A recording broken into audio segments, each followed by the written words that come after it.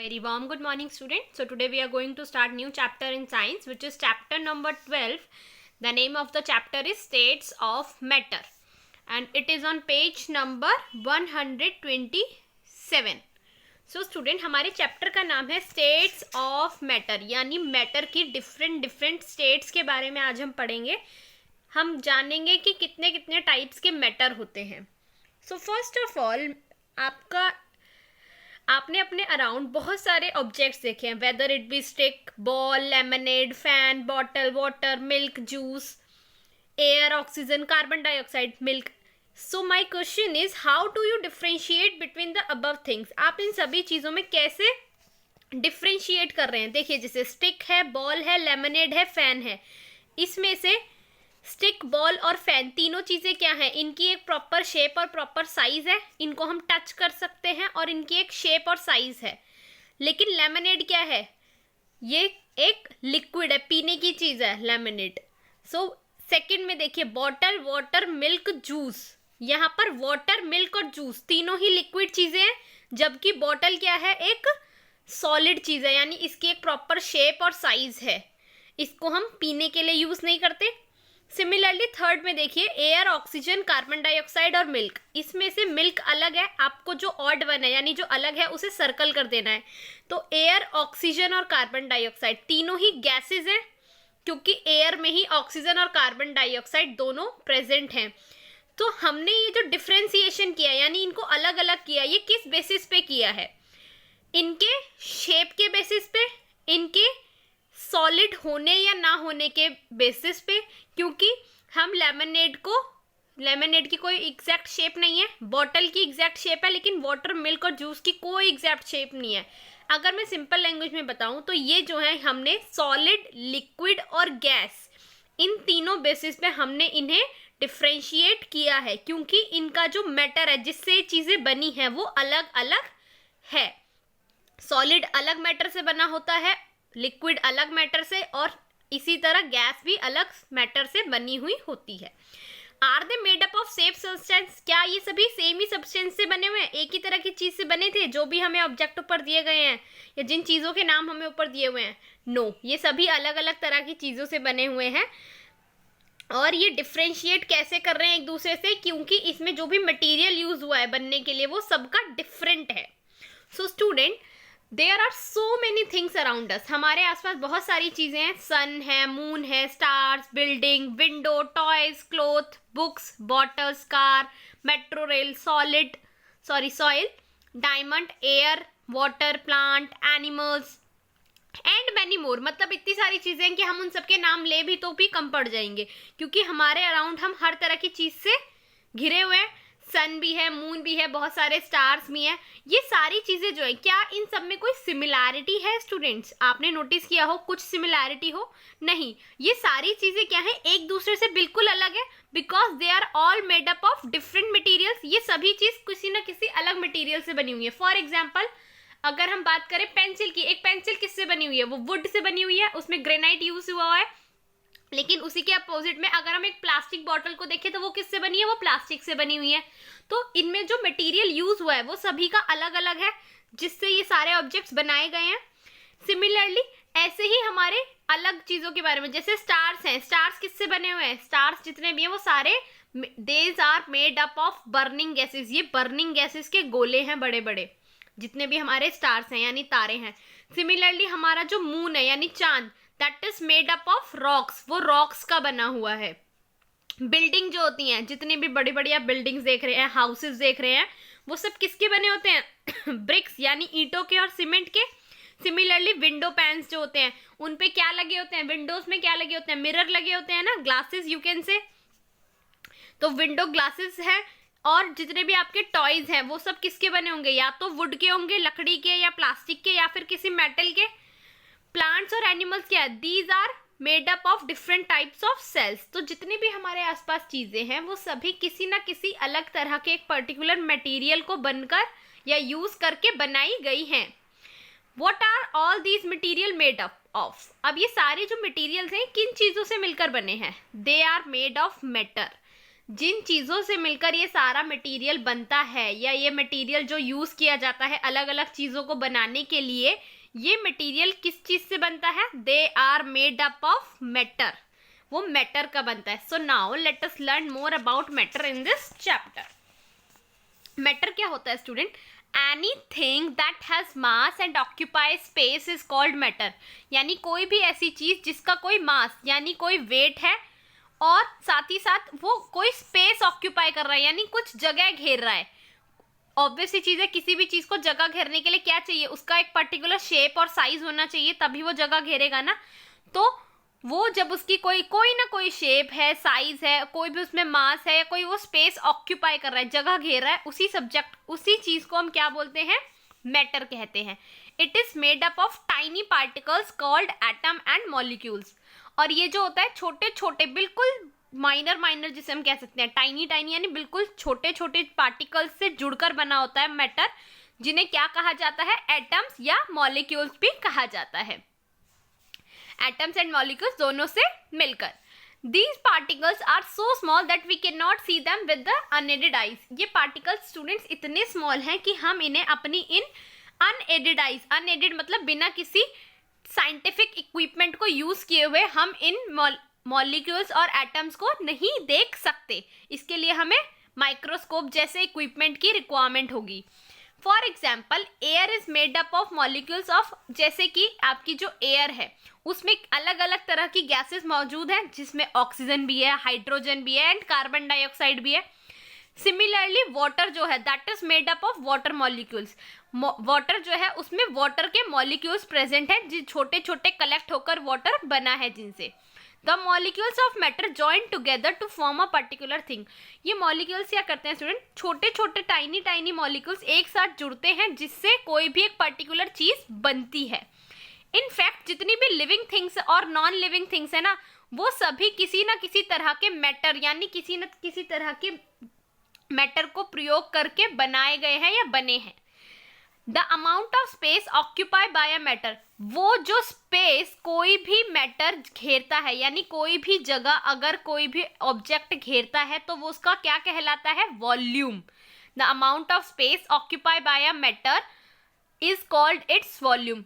For example अगर आपने table एक किसी स्पेस पे रखी है तो वो कोई जगह तो घेरेगी ना, एक पर्टिकुलर स्पेस उसकी वजह से घिर जाएगा ना, सो that is called its volume. Similarly अगर मैं वाटर को एक बाउल में डाल रही हूँ किसी एक कटोरे में, तो वाटर क्या करेगा? उस बाउल की शेप ले लेगा और वो पूरा बाउल उस वाटर से भर गया ना, तो वो उसकी वॉल्यूम है। Matter can exist in different forms. अब ये जो मैटर है जिससे सारी चीजें बनी होती हैं, ये अलग अलग फॉर्म में मौजूद है। इसकी कौन कौन सी फॉर्म्स है? हर एक फॉर्म दूसरी से डिफरेंट है और ये कैसे डिफर करती है? With respect to the number of molecule present in the same space. उसमें जितने मॉलिक्यूल्स प्रेजेंट है उस बेसिस पे ये फॉर्म्स डिफर करती हैं। अब हमारी मैटर की कितनी स्टेट्स है, या एग्जैक्ट लैंग्वेज में कहूँ तो मैटर्स कितने तरह के होते हैं? मैटर जो है वो बेसिकली 3 स्टेट्स में मौजूद होता है। 3 में कौन कौन सी है? First one is solid, then liquid and then gas. Solid, liquid और गैस तीनों का एग्जाम्पल स्टूडेंट हम वाटर के थ्रू समझ सकते हैं, क्योंकि एक वाटर ही है जो हमें तीनों फॉर्म में मिल जाएगा। ये सॉलिड फॉर्म में भी मिलता है, लिक्विड फॉर्म में भी मिलता है और गैस फॉर्म में भी मिलता है। कैसे कैसे मिलता है? देखो, सॉलिड फॉर्म में वाटर कैसे मिलेगा आपको? आइस। लिक्विड फॉर्म में वाटर की फॉर्म में, और गैस फॉर्म में स्टीम बनके यानी भाप बनके जब वो उड़ता है। सो आइस जो है वो सॉलिड स्टेट है, वाटर लिक्विड स्टेट है और स्टीम गैसियस स्टेट है। देखिए, बर्फ को जब पानी को जब हम डीप फ्रीजर में यानी रेफ्रिजरेटर में रखेंगे और उसको जमा देंगे तो वो क्या होगा? जिस तरह के कंटेनर को आपने यूज किया है ना पानी को जमाने के लिए, वो उसी कंटेनर की शेप ले लेगा और उसमें उसी तरह की बर्फ जम जाएगी। अगर आप एक बाउल में रखते हैं तो वो बाउल की शेप की बर्फ जमेगी। आप आइस क्यूब्स बनाना चाहते हैं तो वो आप उस पैलेट में रखेंगे तो उस तरह की कुछ शेप आएगी। सिमिलरली उसी वाटर को जब मैं फ्रीजर से बाहर निकालती हूँ और कुछ देर के लिए नॉर्मल टेम्परेचर पे रख दूंगी तो वो क्या हो जाएगा? सारी आइस जो है मेल्ट हो जाएगी और वो क्या बन जाएगा? वाटर बन जाएगा। That is in liquid form. ये लिक्विड फॉर्म में होता है। और इसी वाटर को अगर मैं एक पैन में रखूं और गैस ऑन कर दूं और उसको थोड़ी देर के लिए उबालूं, तो उबालने के बाद वो क्या होगा? धीरे धीरे वो पानी स्टीम बन जाएगा यानी गैस बन के उड़ता चला जाएगा, भाप बननी शुरू हो जाएगी उसमें। सो स्टूडेंट, हम इन्हीं तीनों स्टेट के बारे में डिटेल में जानेंगे इस चैप्टर में। हमारी पहली स्टेट आती है सॉलिड। जितनी भी सॉलिड चीजें होती हैं उनकी एक पर्टिकुलर शेप होती है, यानी उनका एक आकार होता है और एक वॉल्यूम होती है। वॉल्यूम मतलब एक जगह घेरते हैं, वो एक पर्टिकुलर स्पेस उनके द्वारा ऑक्यूपाई किया जाता है। जितने भी सॉलिड होते हैं वो सारे हार्ड होते हैं, हार्ड मतलब कठोर, और उनको इजीली कंप्रेस्ड मतलब दबाया नहीं जा सकता। फॉर एग्जाम्पल, आप पेंसिल को अगर, या मैं अपने इस पेन को ही ऐसे दबाऊंगी तो क्या इसकी शेप चेंज हो जाएगी? नो। मैं इसे कितना भी कंप्रेस कर लूं या प्रेस कर लूं, इसकी शेप चेंज नहीं होगी, क्योंकि ये हार्ड है और इसकी एक पर्टिकुलर और डिफाइनेड शेप है। The shape of a pencil stay the same whether you put it into a bag or place it on a table। आप इस पेन को कहीं भी ले जाओ या कोई पेंसिल को कहीं भी रखो, कैसे भी, अनलेस मैं इसे तोड़ती नहीं हूं तब तक इसकी शेप और ये सब जो हार्ड मटेरियल है एज इट इज रहेगा। तो ये क्यों होता है स्टूडेंट? इसका रीजन ये है कि जितने भी सॉलिड ऑब्जेक्ट्स होते हैं, अब देखो चेयर है, ये डाइस हैं, ये ब्रिक्स दी हुई हैं, पेंसिल दी हुई है, ये सारे सॉलिड ऑब्जेक्ट्स हैं क्योंकि ये सारे हार्ड हैं। इन सब की एक शेप है, इन सब का एक वॉल्यूम है, मतलब ये रखने पर कुछ ना कुछ जगह घेरते हैं, और साथ ही साथ ये इजीली कंप्रेस भी नहीं होते, यानी इजीली इनको दबाकर इनकी शेप चेंज नहीं की जा सकती। तो इन्हीं सब में ऐसा होने का क्या कारण है? क्योंकि the molecules in solid are tightly packed and are also close to one another. जिन मॉलिक्यूल से मिलकर ये सारे ऑब्जेक्ट्स बने हैं ना सॉलिड वाले, वो क्या होते हैं? आपस में बिल्कुल टाइटली पैक होते हैं, यानी बिल्कुल एक दूसरे से जुड़कर, और वो एक दूसरे के इतने पास होते हैं कि उनके बीच में बहुत ही लिटिल स्पेस होता है, जिसकी वजह से वो मूव नहीं कर पाते। देखिए स्टूडेंट, कुछ इस तरह से होता है, that is the arrangement of molecules in a solid. ये एक दूसरे के बिल्कुल साथ साथ जॉइंट हैं, जिसकी वजह से इनके बीच में बहुत ही रेयर स्पेस रहता है, और इनमें जो मूवमेंट होती है ना मॉलिक्यूल्स की, वो बिल्कुल भी फ्रीली नहीं होती किसी भी तरह के सॉलिड ऑब्जेक्ट में। That is why solid have a definite shape and a definite volume.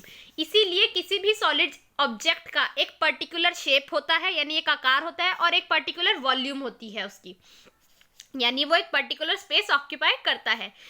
However, the shape of some solid can be changed by applying force। लेकिन साथ ही साथ कुछ ऐसे सॉलिड ऑब्जेक्ट्स भी होते हैं जिनकी शेप चेंज की जा सकती है, उन पे फोर्स मतलब हम अपनी थोड़ी ताकत अगर उनमें लगाएं ना तो उनकी शेप चेंज की जा सकती है। अब ऐसे कौन से सॉलिड है students?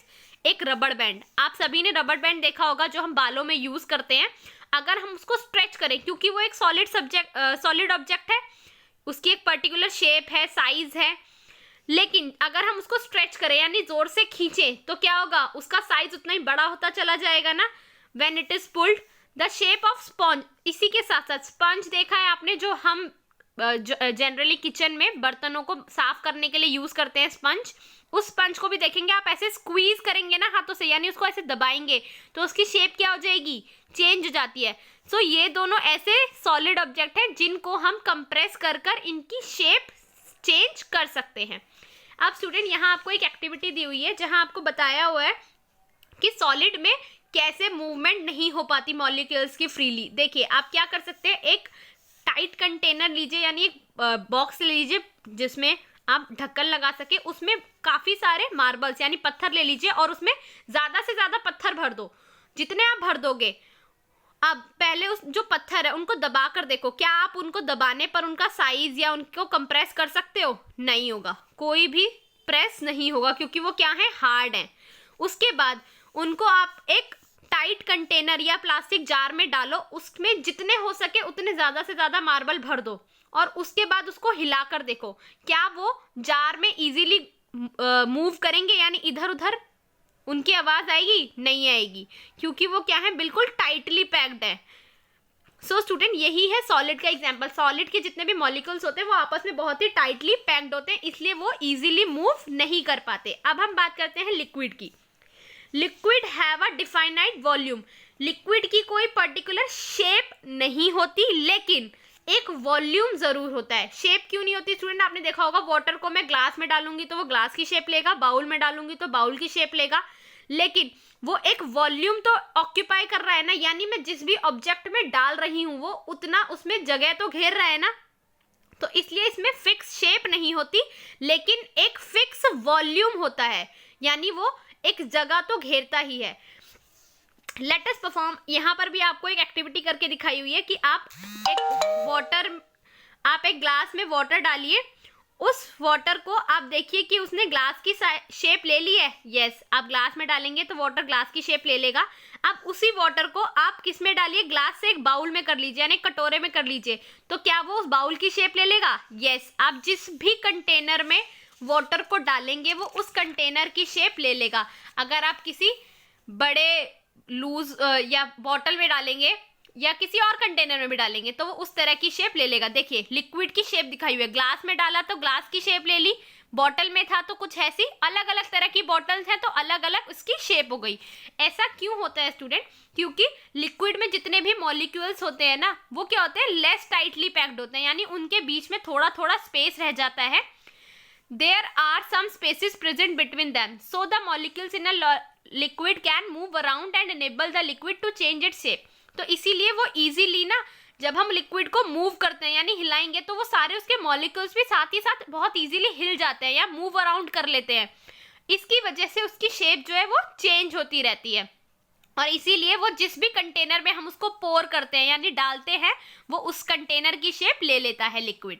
However the volume of a liquid remain the same, लेकिन उसके वॉल्यूम सेम रहेगा। वॉल्यूम मतलब मैंने ग्लास में अगर हाफ ग्लास वाटर फिल किया है तो मैं उसको बाउल में जब डालूंगी ना, तो बाउल में भी तो वो जितना बड़ा ग्लास है उतना ही बड़ा, या अगर मैं दूसरा ग्लास लेती हूँ तो अगर ये हाफ ग्लास फिल हुआ है तो दूसरा वाला भी हाफ ही ग्लास फिल होगा, क्योंकि पानी की क्वांटिटी उतनी ही रहेगी। वो क्वांटिटी जो है वो उसका वॉल्यूम रिप्रेजेंट कर रही है। देखिए कुछ इस तरह के अरेंजमेंट होता है मॉलिक्यूल्स का इन अ लिक्विड। ओके, जितने भी सॉलिड्स होते हैं उनकी तरह ये जो लिक्विड होते हैं, the movement of molecules in liquid give them the ability to flow. इसीलिए जो पानी है वो इजीली फ्लो करता है यानी बहता है, क्योंकि उसके मॉलिक्यूल्स आपस में टाइटली पैक नहीं होते। अब लिक्विड के क्या क्या एग्जांपल है, वाटर हो गया, आपका ऑयल हो गया, मिल्क हो गया, ये सारे लिक्विड फॉर्म्स हैं।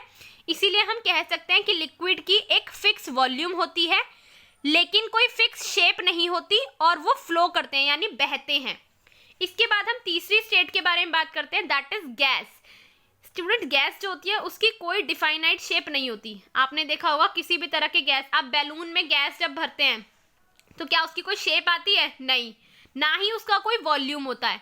अब इसके लिए हम इसको इस तरह से समझते हैं, यहाँ पर एक एक्टिविटी दी हुई है, एक आप इंसेंस स्टिक जलाइए। इंसेंस स्टिक क्या होती है स्टूडेंट? अगरबत्ती जिसे हम कहते हैं, धूप बत्ती, ऐसी कुछ स्टिक आप जलाइए, उसको होल्डर में रखिए, और उसके बाद उसमें से जो स्मोक निकलेगा ना, उसको अपने हाथों से कैच करने यानी पकड़ने की कोशिश कीजिए। क्या आप पकड़ सकते हैं उस स्मोक को? No. Now collect the smoke. अब उसी स्मोक को एक खाली बॉटल में भरिए और उसके बाद उसकी कैप लगा दीजिए। तो क्या उसके अंदर जो स्मोक है वो उसमें एक जगह पर रखा आपको दिखाई देगा उस कंटेनर के अंदर? नहीं, क्योंकि ना ही उसकी कोई शेप है, ना ही उसका कोई वॉल्यूम है, और वो इजीली फ्लो होता है यानी बहता है इधर उधर सारे में। आप जो भी स्मोक है, जो भी धुआं है, उसको होल्ड यानी पकड़ नहीं सकते अपने हाथों से। और जो स्मोक है that does not remain at one place, वो किसी एक प्लेस पर भी नहीं रहता। It move around freely and fill the entire bottle. वो पूरी बॉटल में क्या करेगा, इधर उधर फ्रीली मूव करेगा और साथ ही साथ पूरी बॉटल में फैल जाएगा। If the smoke is transfer to a bigger bottle, और अगर उसी स्मोक को हम एक बिगर बॉटल में शिफ्ट करते हैं यानी डालते हैं, तो ये क्या करेगा, और ज्यादा स्प्रेड होगा, और उस बड़े बॉटल के साइज में, जितना उसका बड़ा साइज है ना, उतना ज्यादा वो फैल जाएगा। In fact the smell of incense stick spread quickly to all parts of the room. और आपको पता है स्टूडेंट, इसीलिए जब भी हम कोई धूप बत्ती या अगरबत्ती कुछ भी अगर हम अपने रूम में जलाएं तो 5 मिनट और you can say with in a second उसकी स्मेल जो है वो पूरे रूम में फैल जाती है। क्यों? क्योंकि गैस जो है वो बहुत तेजी से फ्लो होती है, यानी उसकी मूवमेंट जो होती है ना फ्लो की, वो बहुत ही रैपिड होती है। Smoke is majorly made up of gas. जितना भी स्मोक है वो सब गैसेस से बना होता है। अब इसका रीजन क्या है कि इसकी फ्लो इतनी जल्दी होती है? क्योंकि जो गैस होती है ना, उसमें जो मॉलिक्यूल्स होते हैं वो लूजली पैक्ड होते हैं, यानी वो एक दूसरे से बहुत ही ज्यादा दूरी पर होते हैं। इनका अरेंजमेंट कुछ इस तरह से होता है, देख रहे हैं आप कितना कितना स्पेस है इनके बीच में। There are large spaces present between them, उनके बीच में बहुत ज्यादा स्पेस होता है, इसीलिए the molecules in a gas can move around freely, इसीलिए वो जो मॉलिक्यूल्स है ना वो पूरे फ्रीली स्प्रेड हो जाते हैं सारे में, और जितना ज्यादा बड़ा स्पेस होगा ना वो उतना ज्यादा दूर तक फैलता है, यानी जितनी ज्यादा हम बड़े रूम में जलाएंगे ना किसी भी इंसेंस स्टिक को, वो उतनी ज्यादा ही दूर तक उसकी स्मेल हमें आएगी। This is how the smell of a room freshener spread quickly to all parts of a room. इसी तरह से जब भी आप अपने रूम में कोई रूम फ्रेशनर डालें तो उसकी जो स्मेल होती है वो आपके पूरे रूम में फैल जाती है। आप गार्बेज की, अगर आपने देखा हो कभी, आप गार्बेज अपने डस्टबिन में पड़ा रहने दे 2-3 दिन तक तो उसकी स्मेल आने लग जाती है, तो वो उसका रीजन यही है स्टूडेंट कि इसकी जितने भी गैसेस होते हैं ना उनकी ना ही कोई फिक्स शेप होती है, ना ही कोई फिक्स वॉल्यूम होता है, और वो बहुत इजीली फ्लो करते हैं देन लिक्विड, क्योंकि वो लिक्विड से ज़्यादा स्पेस होता है इन मॉलिक्यूल्स के बीच में। अब यहाँ एक आपको गो थ्रू दिया हुआ है in which you can see how solid, liquid and gases are differentiate from each other, क्योंकि सॉलिड में जो मॉलिक्यूल्स होते हैं वो टाइटली पैक होते हैं, लिक्विड में थोड़े कम टाइटली पैक्ड होते हैं, और गैस में बिल्कुल ही लूजली पैक्ड होते हैं मॉलिक्यूल्स। सॉलिड की एक फिक्स शेप और वॉल्यूम होता है, लिक्विड में कोई फिक्स शेप नहीं होती लेकिन फिक्स वॉल्यूम होता है, गैस में ना ही फिक्स शेप होती ना ही फिक्स वॉल्यूम होता। सॉलिड कहीं भी इजीली फ्लो नहीं कर सकते, लिक्विड फ्लो करते हैं और गैसेस भी फ्लो करती हैं, और वो लिक्विड से ज़्यादा जल्दी फ्लो करती हैं। इसके बाद आता है student change in states of matter. किस तरह से स्टेट्स, ये जो स्टेट्स है मैटर की, ये चेंज होते हैं, यानी एक से दूसरे में बदल सकते हैं। State of matter can be change by heating और कूलिंग इट, हम उसको गर्म करके या ठंडा करके इन दो तरीकों से चेंज कर सकते हैं। अब ये देखिए स्टूडेंट, ये किस तरीके से करते हैं। फॉर एग्जाम्पल, अगर मैं पानी लूँ, उसको फ्रीजर में डाल दूँ, उस फ्रीजर को थोड़ी देर के लिए हम बंद रहने दें तो क्या होगा, वो वाटर आइस में कन्वर्ट हो जाएगा। तो on cooling matter change from liquid state to solid, पानी लिक्विड से सॉलिड में कैसे बदल गया, जब हमने उसको फ्रीज किया। So the method is called freezing, जब हम पानी यानी लिक्विड को सॉलिड स्टेट यानी आइस में बदल देंगे। इसके बाद हमारी दूसरी स्टेट आती है दैट इज मेल्टिंग। अगर उसी पानी को मैं रूम टेम्परेचर पे बाहर रख दूं और थोड़ी देर के लिए छोड़ दूं तो क्या होगा, the ice will change into water, वो पानी क्या होगा, वो जो आइस थी, वो जो बर्फ थी, वो दोबारा पानी में बदल जाएगी। And on heating matter changes from solid state to liquid state, this is called melting. क्या होता है, टेम्परेचर जैसे ही क्या हो गया, जो आपकी रेफ्रिजरेटर था उसका टेम्परेचर क्या हो रहा था, नेगेटिव में जा रहा था, इसलिए वहां पर स्नो आइस जमा हो रही थी। लेकिन जब हमने उसको रूम टेम्परेचर पे रखा तो जैसे जैसे वहां पर हीटिंग हुई यानी थोड़ी थोड़ी गर्मी हुई तो क्या हुआ, वो पानी मेल्ट होने लगा और वो बर्फ मेल्ट होकर लिक्विड फॉर्म में आ गई। इसके बाद स्टूडेंट हमारी एक और फॉर्म आती है दैट इज कंडेंसेशन। कंडेंसेशन क्या होता है, on cooling matter change from gaseous state to liquid state, ठंडा होने पर पानी जब गैस स्टेट से लिक्विड स्टेट पे आ जाता है, that process is called condensation, जो कि बादलों के साथ भी होता है, जो आपको वाटर साइकिल में पढ़ाया भी गया था कि after evaporation the second stage is condensation. इसके बाद एक और प्रोसेस होता है दैट इज सब्लिमेशन। सब्लिमेशन क्या होता है स्टूडेंट, ऐसी स्टेज जहां पर सॉलिड डायरेक्टली बिना लिक्विड में आए डायरेक्टली गैस बन जाता है। इसका सबसे अच्छा एग्जांपल है कपूर। कपूर को आप जलाएंगे तो वो पहले क्या होता है, सॉलिड शेप में होता है, जैसे ही आप उसे जलाएंगे वो सीधा क्या बन जाता है, गैस बन जाता है। सो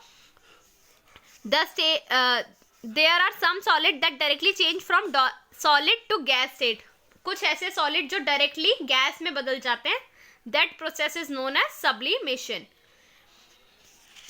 इसके बाद स्टूडेंट आता है सॉल्यूशन। सॉल्यूशन क्या होता है, सॉल्यूशन किसी भी चीज़ का मिक्सचर है।